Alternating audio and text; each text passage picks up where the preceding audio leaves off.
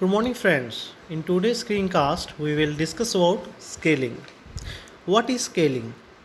Why we are studying this concept in a research methodology? What is significance in research and in a business? So first of all, we will discuss why scaling is important. In research, every researcher has to think about 2 points about his collecting data. One is what is to be measured, and another one is how it is to be measured. Because every researcher has to measure two things. One is the physical properties of a phenomena or object, and second is psychological properties. Measuring a physical property is a easier task. What measuring the psychological property of a respondent or object, that carry lots of weightage, and it's a tough task.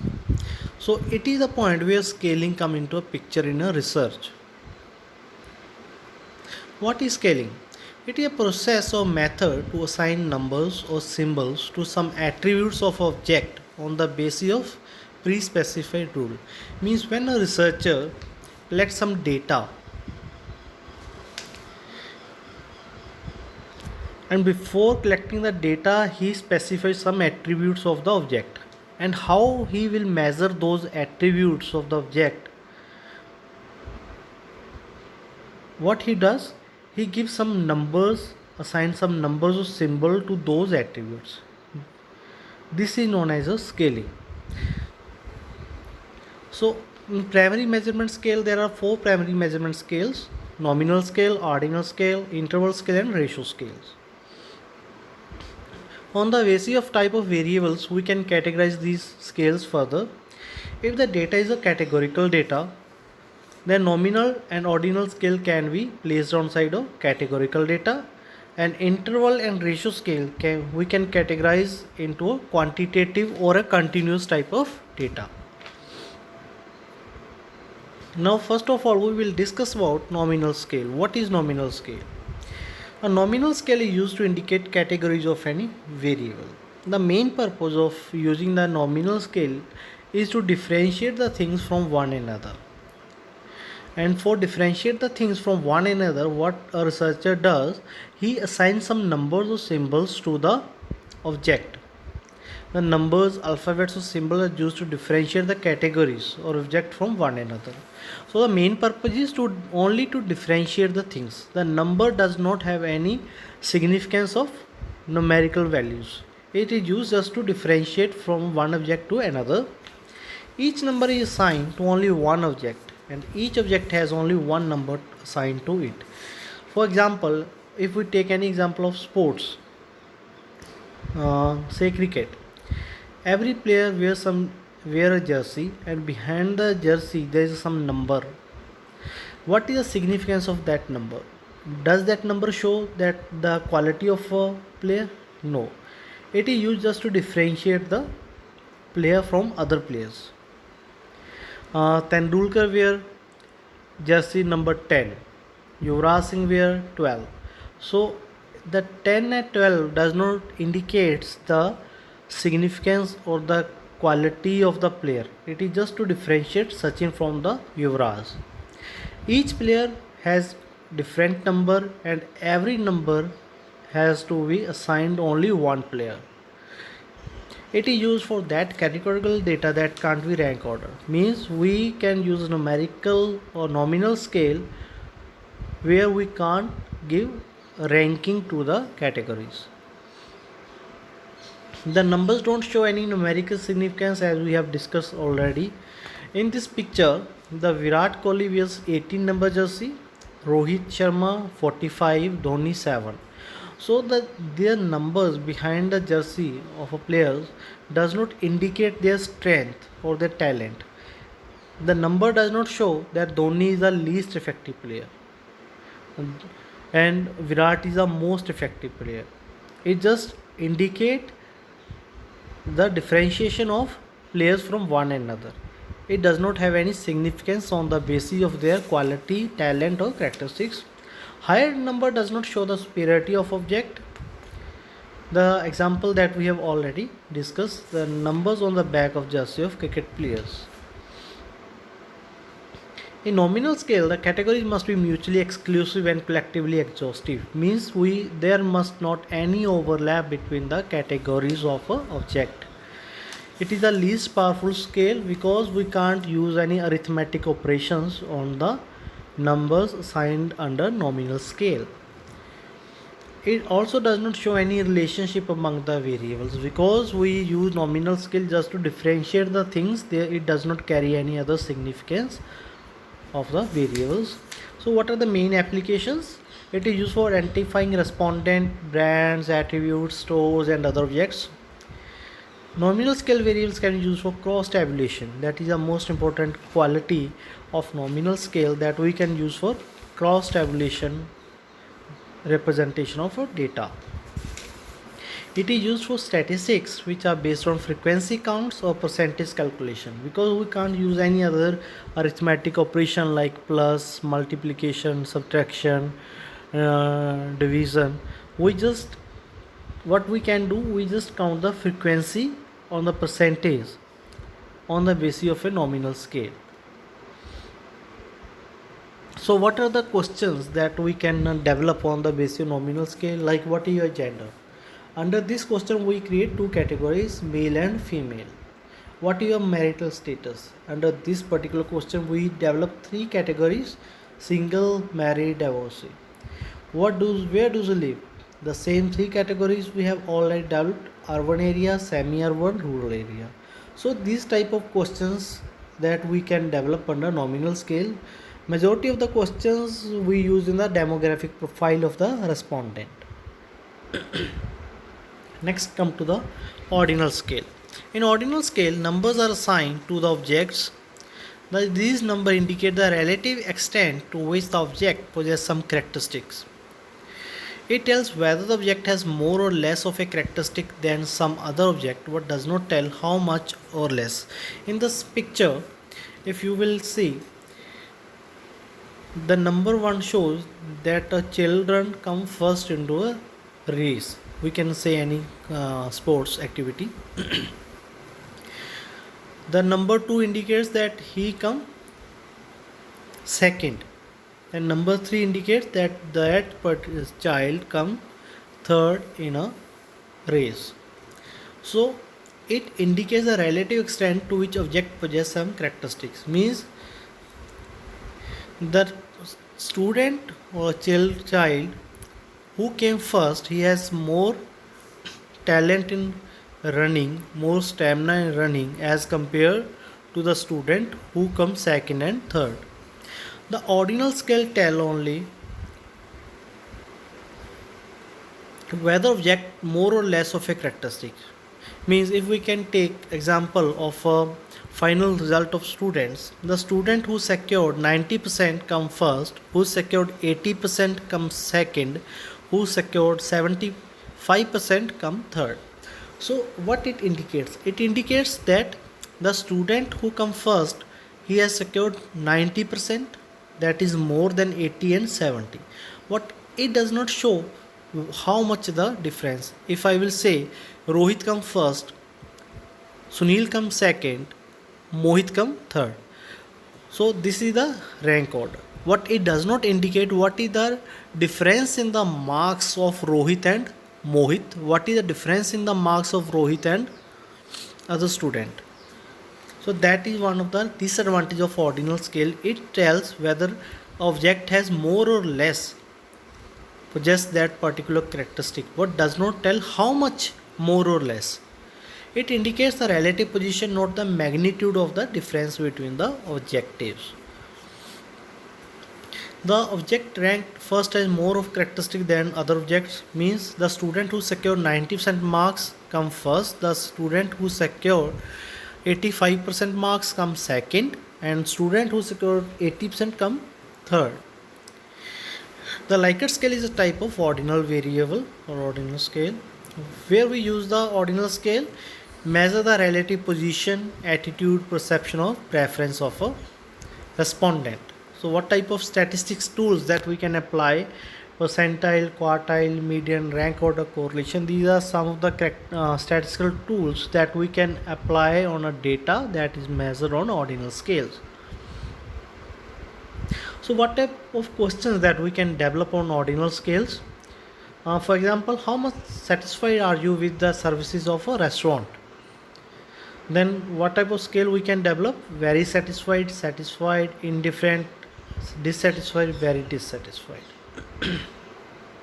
What is your household income? It is less than 5,000. Then next category is 5,000 to 9,990.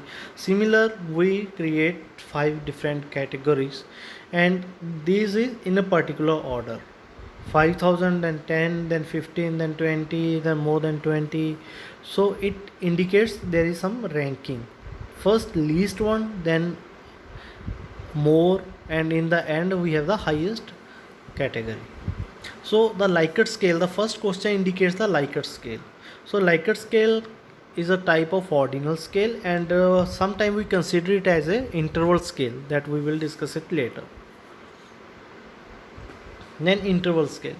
Interval scale are numeric scales in which we know both the order and the exact difference between the values. So what we use in interval scale tells about the rank order and what is the gap between the two positions. Interval between the points on a scale are equal. So in interval scale we put all the object at a equal distance. The distance between the two attributes will be same. It contains all the information of an ordinal scale, what allows you to compare the difference between objective. For example, scale, whether it is Fahrenheit scale, Celsius scale, time, the clock time, the difference between 12 and 1, 1 and 2, 2 and 3, that has same difference, same time gap in a time piece. So that is an example of interval scale. In interval scale, the data that is measured on interval scale, that we can use the arithmetic operations like addition and subtraction, but we can't use the multiplication and division on an interval scale data.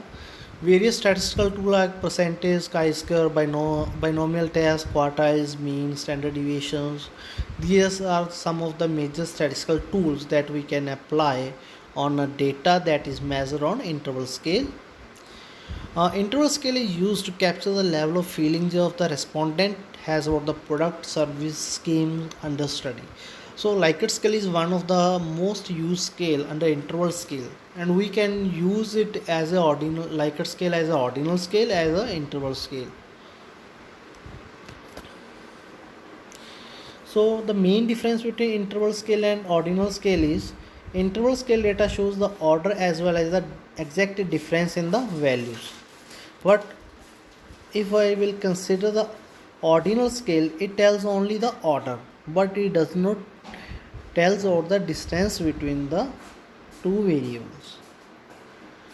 Ratio scale, this is the last type of primary measurement scale. It is the most powerful scale as compared to nominal scale, ordinal scale and interval scale. It has all the properties of interval scale and other scales also. The main characteristic of ratio scale that it has an absolute 0 point. Means if the value is 0, it indicates that the particular variable is totally absent in case of ratio scale. But in case of interval scale, we don't have a fixed 0 or absolute 0. We have only arbitrary 0. It allows for comparison of two variables measured on scale because number of units of scale are equal at all level of scales, like height, length, age. Means we can compare the variables on the basis of their ratios. If the ratio is 2:1, it means the one variable is twice the powerful as compared to the first one. The main application of ratio scale is it measures the magnitude or difference between points of scale. The ratio scale taps the proportion of the differences. Means the ratio between 15 and 30 and 20 and 40, it is same, 1:2.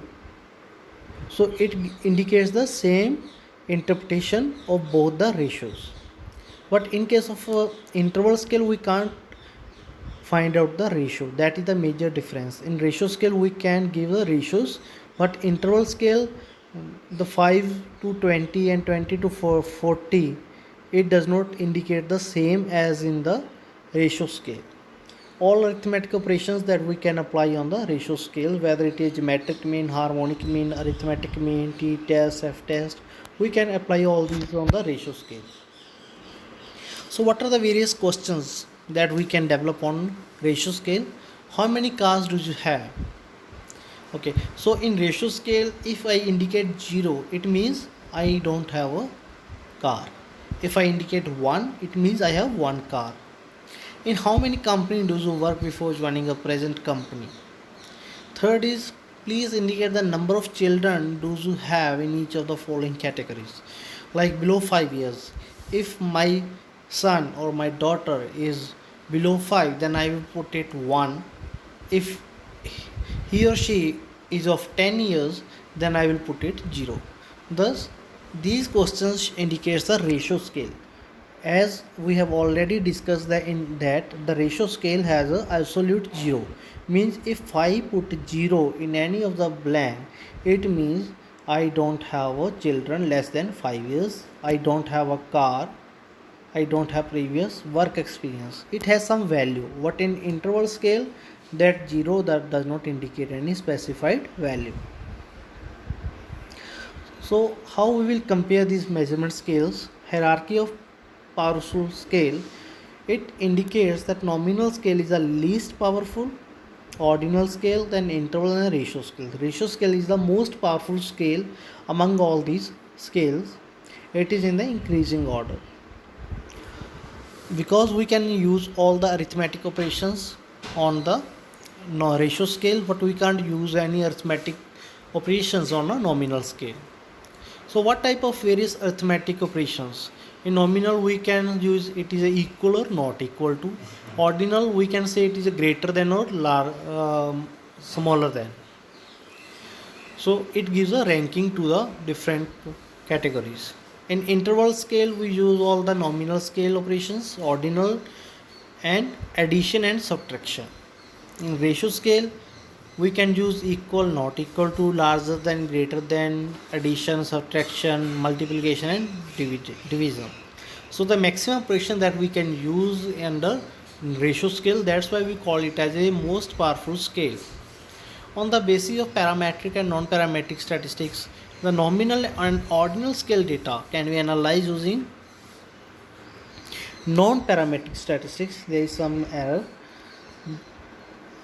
In an interval and ratio scale data can be analyzed using parametric statistics. There is some error. Nominal and ordinal will be on non-parametric, and interval and ratio scale will be on parametric statistics. We have to interchange this one. On the basis of tools, nominal scale we can use only mode and the chi-square test.